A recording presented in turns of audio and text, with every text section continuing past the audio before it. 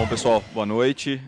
Eu vou estar falando hoje sobre bots usando Reinforcement Learning.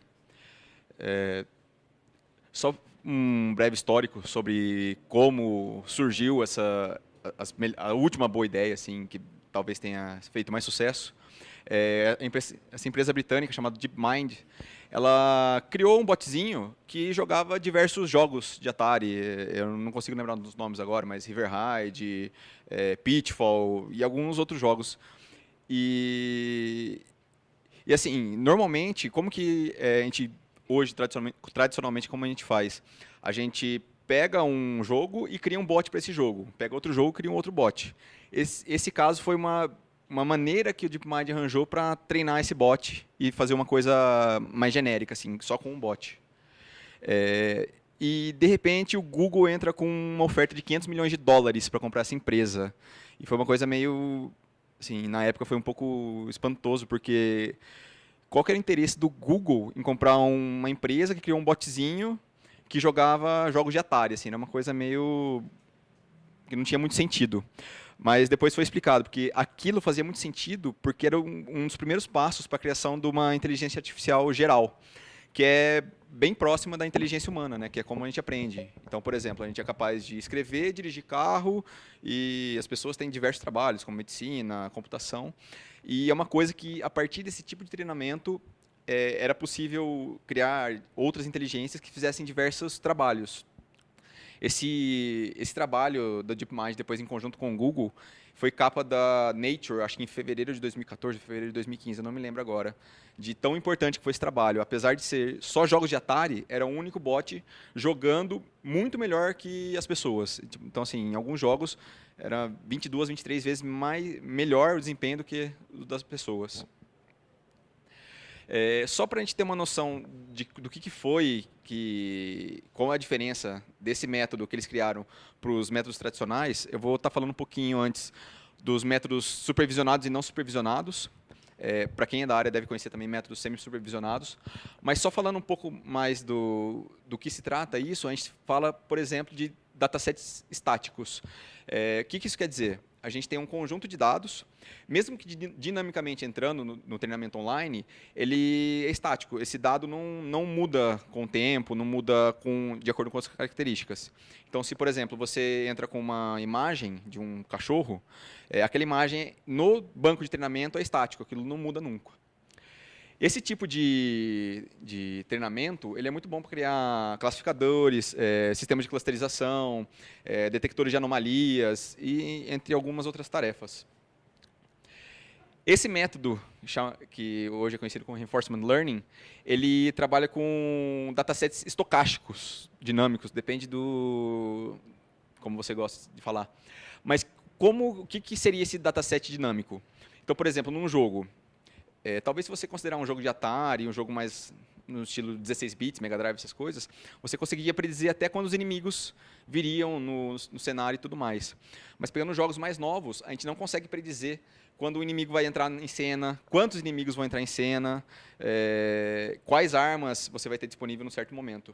Só alguns tipos de variáveis, para talvez fazer uma diferença entre o estático e o estocástico.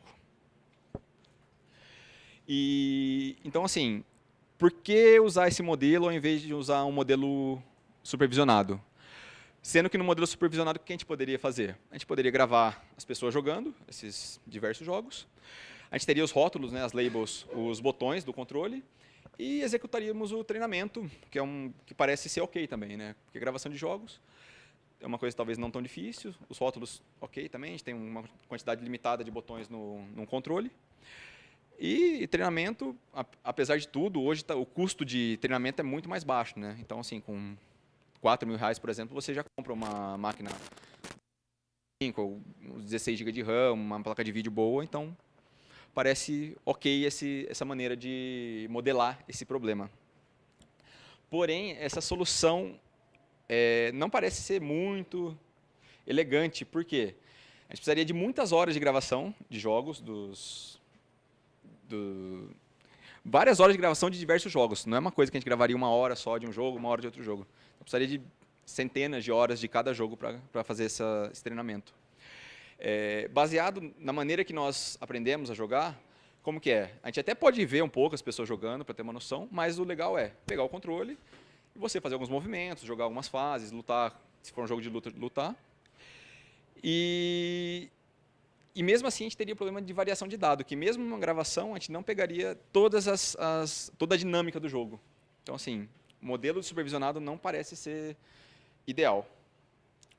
Então, para estar dando um overview, eu vou estar falando desse modelo chamado DeepQ Learner, que é um modelo de reinforcement learning. E para melhorar o overview, vou estar passando algumas mudanças do supervisionado para o reinforcement. Então, o supervisionado, a gente usa reconhecimento de padrões, e no reinforcement learning a gente usa tentativa e erro. Os rótulos, a gente vai chamar de recompensas. Qual que é a diferença? Os rótulos a gente tem de imediato. Então, quando entra no sistema classificador, por exemplo, você já tem o rótulo preparado. No modelo de recompensas, a pontuação, por exemplo, pode vir depois de um certo tempo carregando um bonequinho, ou o poder você só alcança um poder especial depois de X tempo jogando. E beleza, e assim, como que a gente modela matematicamente isso? A gente precisa ir acompanhando o estado atual do jogo, número de inimigos, que posição da cena que o bonequinho está, executando pequenas ações para saber quais ações podem gerar mais ou menos recompensas. Então, modelando, a gente precisa de um conjunto de estados S, só colocando nome nos bois, um conjunto de ações A, que é a combinação dos botões que nós teríamos. Então, dado o estado S, qual ação em A gera maior recompensa? Então, assim, em uma frase definimos o problema a ser resolvido. Para resolver esse problema, a gente tem uma equação chamada equação de Bellman, que ela é baseada, como eu falo, a gente controla melhor o ambiente se a gente souber quais ações geram os melhores valores. Esse código aqui está baseado, está falando dessa equação, basicamente. A gente tem um target e a gente tem uma análise da matriz de qualidade, né? Que é por isso que é o nome, o Q do modelo chamado de quality. O que é essa matriz Q que define a qualidade? É um conjunto, assim, é um código um pouco longo, mas o que esse código está falando? É um conjunto de ações previamente feitos que me fala quais ações em certos estados me dão certos valores de recompensa. Então, a gente tem... Aqui, nesse caso, eu estou usando Keras com redes neurais. Apesar de não ter visto, eu não vejo motivos para quais não usar outros modelos de inteligência, como Random Forest ou Gradient Boosting, para esse tipo de problema. A única vantagem que eu vejo, aliás, a maior vantagem que eu vejo da rede neural é eu poder usar a rede convolucional para generalizar para todos os jogos esse problema. Então, a gente teria só um bot, que é o que o DeepMind fez. Um bot vendo o jogo a todo momento e dando valores de recompensa. Pessoal, foi bem corrido, bem overview. É um tema... Opa!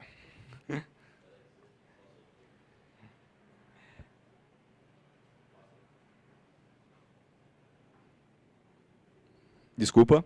É um tema muito longo, daria para fazer uma palestra muito maior. Eu só queria dar um overview sobre como funciona o Reinforcement Learning. O código desse agente que eu criei está disponível no GitHub. Para quem quiser, é um joguinho de Atari que eu criei o bot rapidinho. Dá para ver ele treinando, dá para ver ele executando ações. E dá para ver o jogo em si. Ele é baseado no OpenAI, que é AI, que é um framework de inteligência artificial aberto ao público. E aqui é o link da Nature, falando mais sobre esse artigo, para quem tiver curiosidade de saber tecnicamente, mais profundamente, como que foi desenvolvido, como foi feito. Pessoal, deixa aberto perguntas.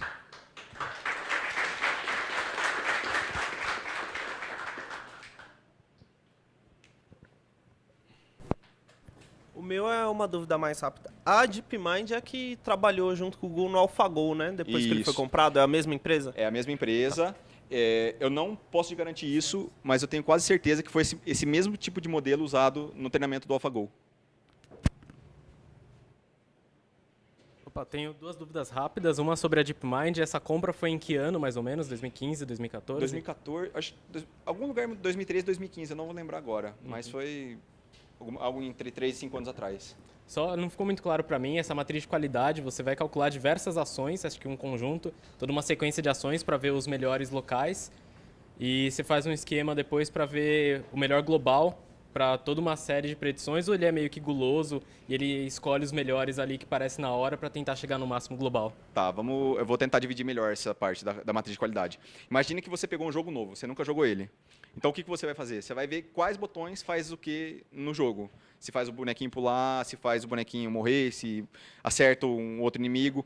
Essa matriz de qualidade define quais ações, em certos estados, dão certas recompensas. E você armazena essa matriz.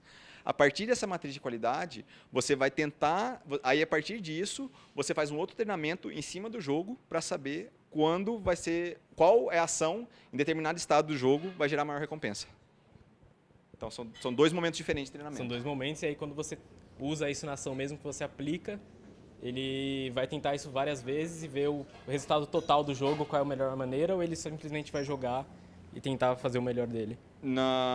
Durante o jogo, ele vai usar esse segundo treinamento para saber qual estado que está para gerar a ação que melhor...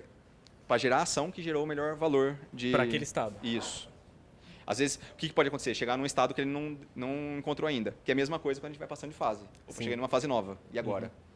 A gente, de repente, pode até modelar como online isso, né? Então, você vai passando de fase, você vai realimentando a matriz de qualidade. É uma questão de tempo para ele ficar, tipo, perfeito. Sim, sim.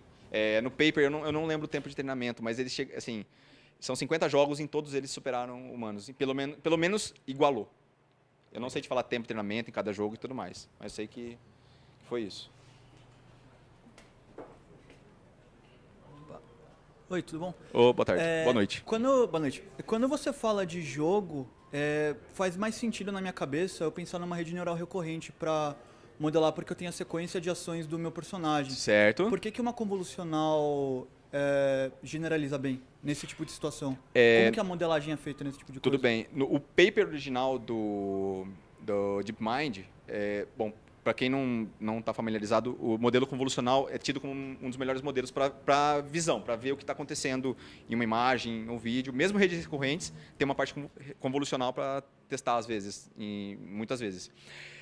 O que eles fizeram no paper? Eles pegaram 4 cenários para fazer o sequenciamento do jogo, ao invés de usar uma rede recorrente. Eu não vi nada ainda em jogos usando rede recorrente. Pode ser uma saída. Não sei se existe alguma coisa, mas no paper eles falam que 4 convoluções seguidas é o suficiente para fazer um treinamento em jogos de Atari para superar humanos. Motivo exato eu não sei. O que me parece com 4 cenários, você já consegue modelar movimento e tempo. É o que me parece no paper. Não vou te confirmar essa informação, mas é o que eles falam que é o suficiente. Uma salva de palmas para o Cláudio.